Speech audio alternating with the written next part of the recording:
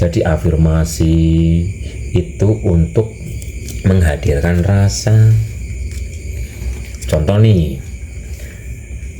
tadinya mungkin lagi sedih, tenang, damai, bahagia, tenang, damai, bahagia, sehingga kata ini masuk ke dalam rasa itu bangkit. Di saat rasa tenang itu bangkit, semangat akan muncul, tekad yang kuat akan muncul.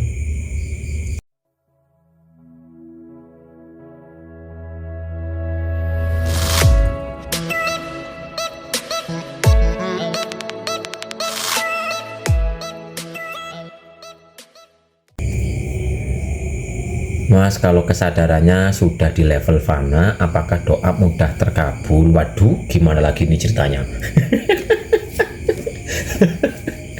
Gini Bapak Ibu, fana berarti itu udah nggak akan minta ini minta itu, karena yang dipandang adalah Allah.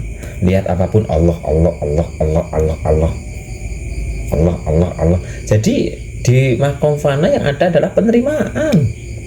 Lah masa iya katanya udah di makom fana masih minta ini? Ya enggak. Makom fana itu makomnya sudah diri kita lebur, udah nggak ada permintaan. Nah kalau masih minta berarti belum fana, paling-paling merasa sudah berada di makom fana gitu loh. Jadi makom fana itu adalah ya kita harus memfanakan diri kita lah. Memfanakan diri kita kan kita memfanakan keinginan, harapan gitu Bapak Ibu. Jadi orang yang dalam makom fana itu sudah nggak minta. Begitu Bapak Ibu. Apakah bisa dipahami?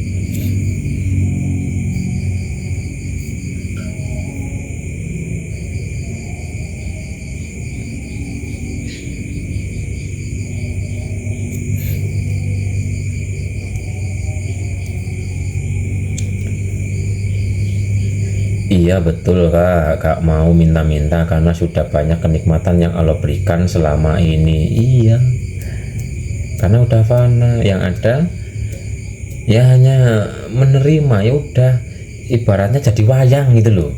Jadi wayang-wayang ilahi, digerakkan ngalor yang ngalor, digerakkan ngidul yang ngidul, kon ngetan yang ngetan, ngulon yang ngulon gitu. Itu fana.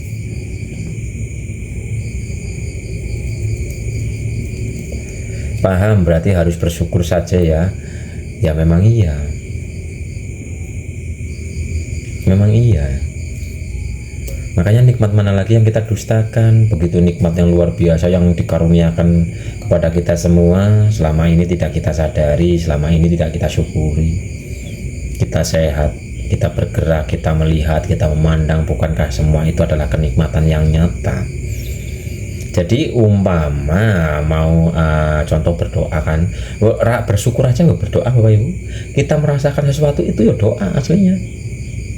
Tapi kan mungkin yang dimaksud ini doa yang ya mungkin agar sukses lah, agar usahanya lancar lah, agar ada pertumbuhan lah dan sebagainya. Padahal ya bersyukur aja, syukuri nikmat yang sudah kita rasakan. Intinya selalu bersyukur, betul. Syukuri apa yang sudah kita rasakan. Barang siapa yang bersyukur atas nikmatku, akan ku tambah nikmat. Jadi setiap hari terima kasih ya Tuhan kami atas nikmat gerak ini. Biarpun nggak berbicara dalam rasa, ya nggak masalah. Terima kasih ya Tuhan kami atas karunia pendengaran, penglihatan ini. Nah, di saat kita benar-benar bersyukur tanpa kita meminta saja sudah dicukupi kok. Tapi ya kembali lagi kepada kesadarannya masing-masing. Karena berdoa ada yang berdoa dengan meminta, ada berdoa yang dengan berbagi, ada berdoa yang dengan bersyukur gitu loh. Dan yang paling tinggi adalah menjadi asyukur itu sendiri. karena dia pun yang maha bersyukur. Jadi di saat Bapak Ibu sedang benar-benar bersyukur tanpa embel-embel, tanpa harapan ini harapan itu, sejatinya Bapak Ibu sedang berada di sifatnya. Gitu Bapak Ibu. Jadi bersyukur saja. Alhamdulillah, segala puji hanya bagimu. Lah, segala puji hanya bagimu. Kita sering mengatakan segala puji hanya bagimu. Ini kita hayati. Alhamdulillahirabbil alamin. Mulut kita mengatakan alhamdulillahirabbil alamin. Kita hayati tidak ada yang terpuji selain Engkau, sehingga dari bacaan yang kita baca, bacaan ini masuk lebih dalam lagi, terkoneksi dengan rasa, sehingga rasa kita akan merasakan nikmat. Dari rasa nikmat kita akan bersyukur, dari bersyukur kita akan beraplikasi secara nyata tentang kebaikan, tentang pujian gitu. Jadi wiridan, afirmasi itu untuk memancing rasa. Dari rasa yang sudah bangun, maka kita akan mengaplikasikan rasa ini, sehingga kita mengaplikasikan sifat-sifat ilahi, karena kita ini wakil ilahi, kita ini khalifatullah yang membawa sifat-sifat ilahi yang ditujukan kepada alam ini. Makanya kita disuruh untuk berahmatan lil alamin gitu loh, manusia maksudnya, manusia ya kita itu, untuk berahmatan lil alamin. Jadi di saat Bapak Ibu wiridan, hayati, resapi. Afirmasi itu memunculkan rasa, iya. Makanya di afirmasi itu diresapi, dihayati agar rasa itu sesuai, nanti akan sesuai dengan apa yang diucapkan.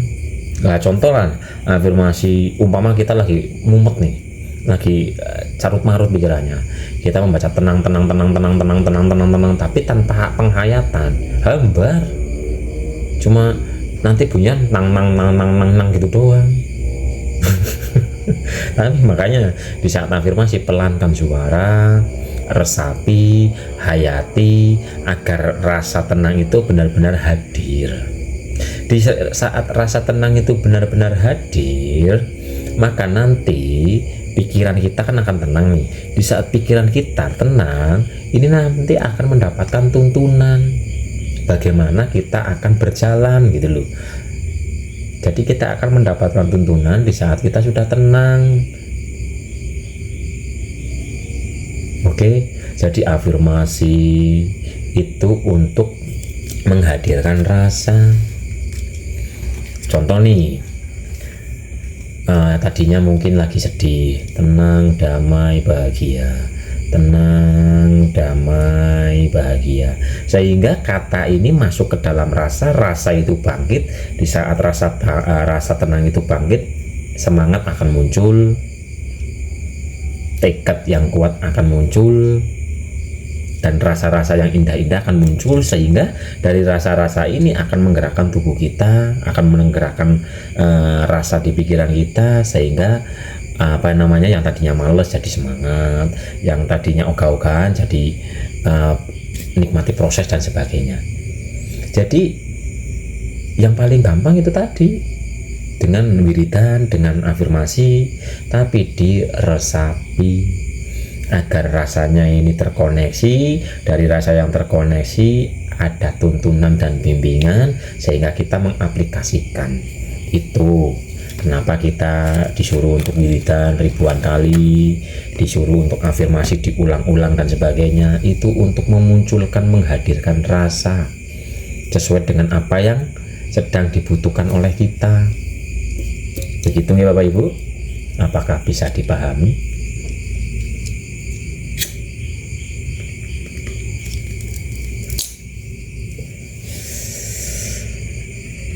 Tenang, damai, bahagia. Tenang, damai, bahagia. Yang rasanya sedang carut marut, kata-kata afirmasi dibaca, diresapi, dihayati, nanti akan merasakan tenang itu sendiri. Tenang, damai, bahagia. Aku tenang, damai, bahagia.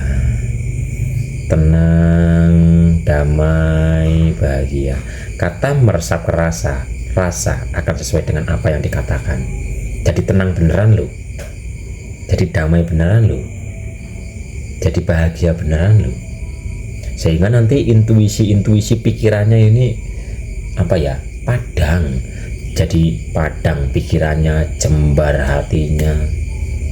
Umpama ada masalah, karena kita menganggap itu masalah sih yo, karena ada di saat ada masalah gampang mendapatkan titik terang.